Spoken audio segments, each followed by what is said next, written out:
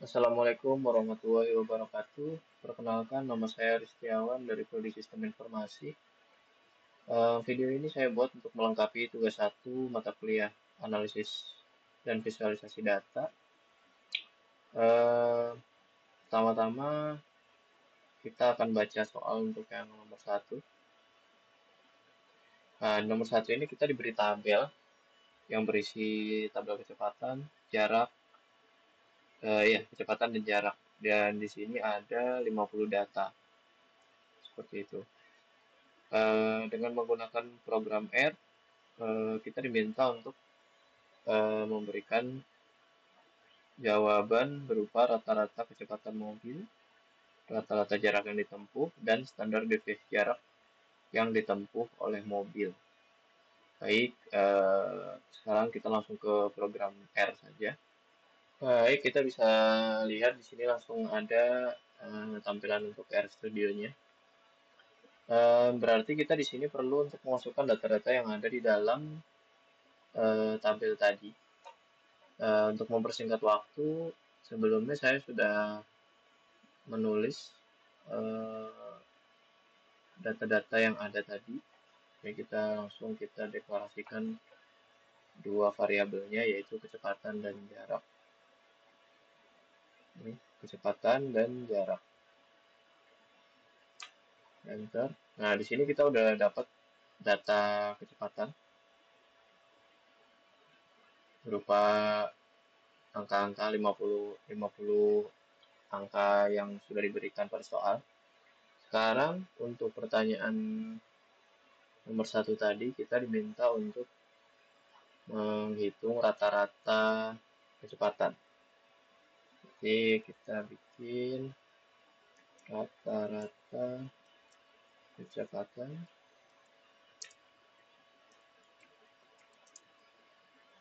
min kecepatan.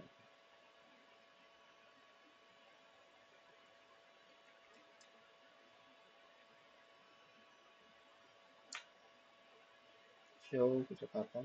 Kita coba.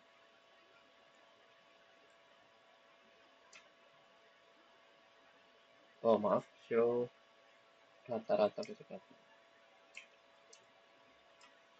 Nah, berarti kecepatan mobil rata-rata pada soal tersebut adalah 17,5 km per jam.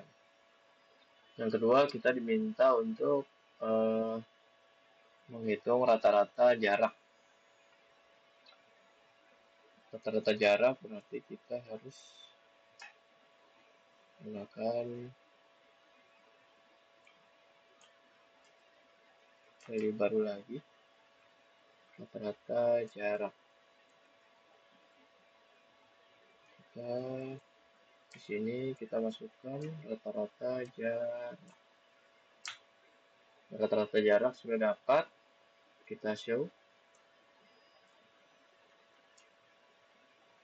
rata-rata jarak.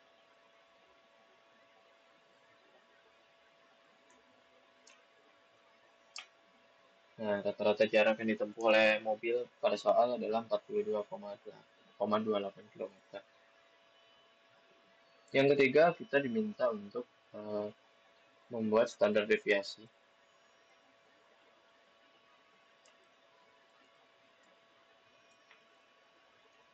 Standar deviasi jarak.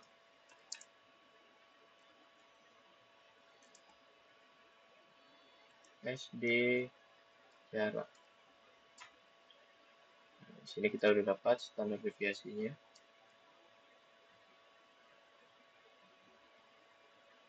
Standar deviasi kecepatan.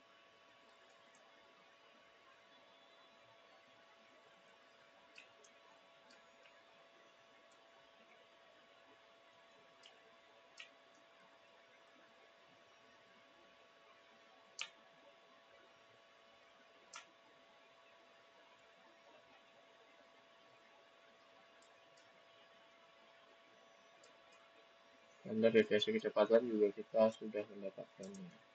Coba kita show standar deviasi jarak.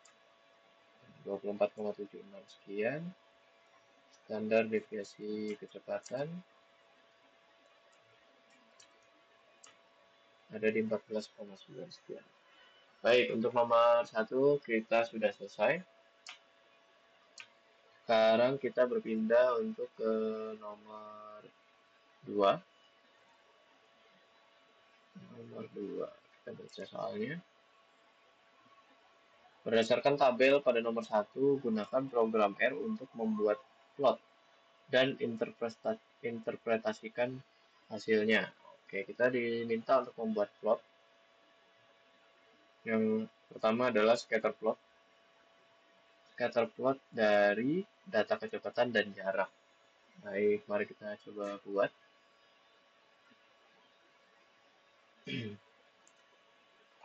Karena data tadi sudah dibuat, jadi kita tinggal membuat plotnya saja.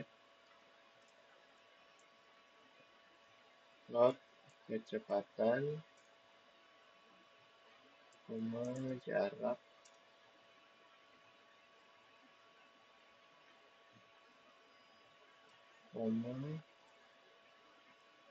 main,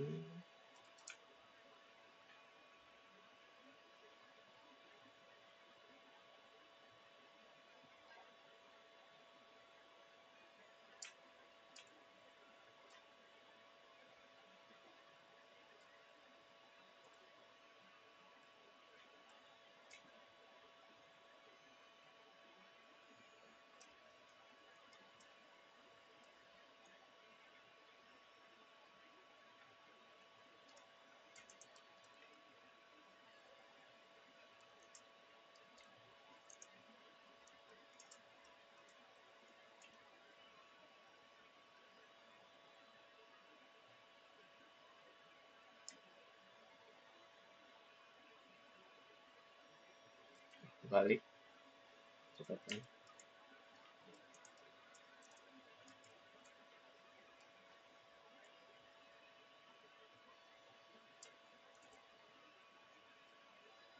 Export.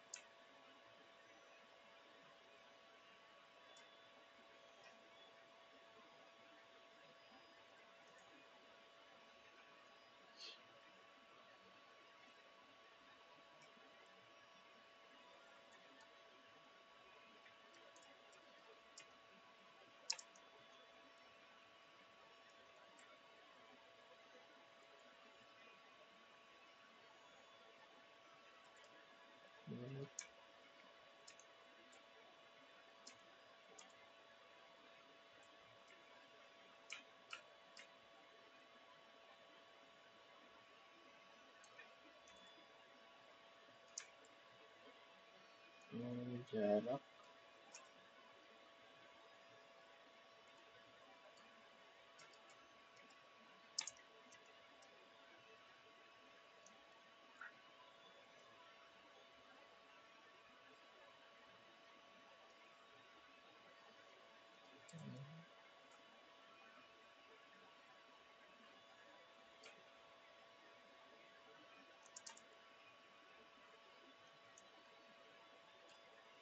itu misal.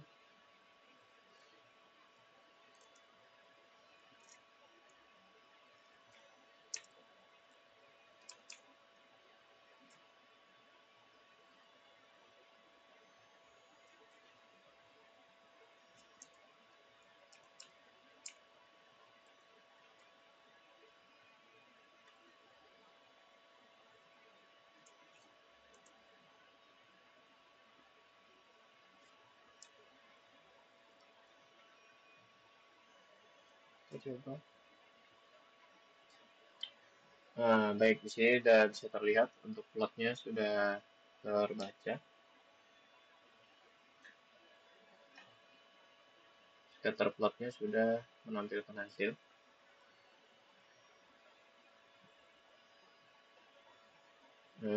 Kemudian sekarang di B kita diminta untuk membuat interpretasi scatter plot yang diperoleh.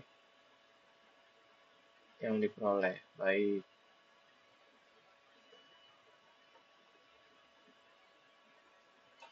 Jadi,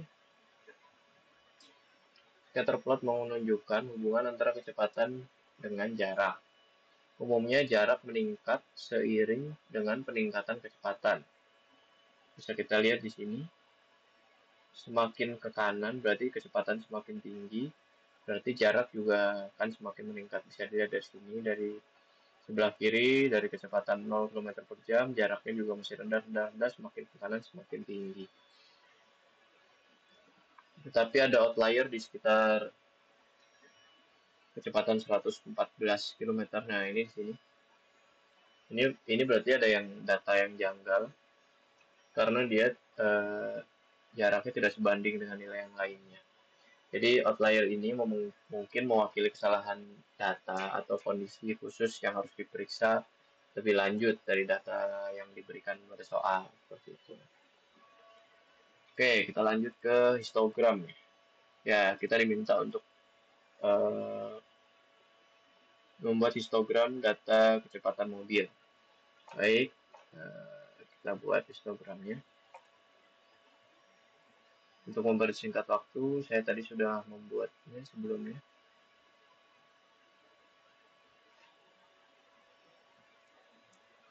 Ya, membuat histogram kecepatan. Histogram kecepatan. Kita coba. Ya, histogram kecepatan di sini muncul. Di poin D kita diminta untuk interpretasikan histogram berikut. Jadi histogram itu menunjukkan distribusi frekuensi dari kecepatan mobil. Sebagian besar data kecepatan berkonsentrasi di angka 0 sampai 40 km per jam atau 0 sampai 20 untuk yang lebih banyak. Seperti itu. Kembali ada outlier yang sudah dibahas tadi, kecepatan 114 km per jam. Dia bakalan mempengaruhi distribusi data secara signifikan. Nah, data-data berikut, data-data yang outlier seperti ini yang harus dicek lebih lanjut agar analisa data yang kita buat lebih lebih maksimal. Karena ada outlier seperti ini akan sangat mempengaruhi hasil analis statistik yang akan kita buat nantinya. Oke, untuk nomor 2 sudah selesai. Nomor 2 sudah selesai, kita lanjut ke nomor 3.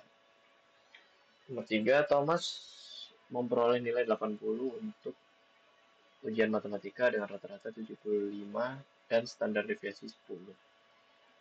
Untuk ujian bahasa Inggris, Thomas memperoleh nilai 75 dengan rata-rata kelas 70 dan standar deviasi 8. Hitunglah koefisien keragaman untuk nilai ujian matematika dan bahasa Inggris Thomas. Baik.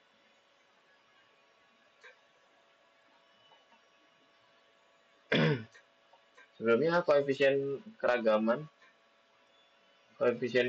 itu dapat dihitung menggunakan rumus koefisien keragaman dari itu berarti standar deviasi dibagi dengan rata-rata nilai dikalikan dengan 100. Baik, kita coba.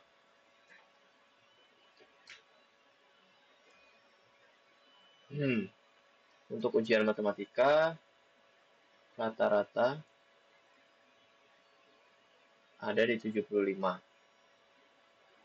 Berarti, dengan rumus berikut, berarti 10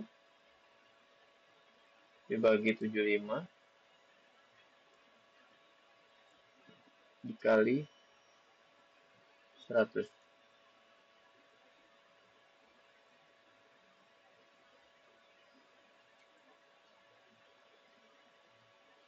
Jawabannya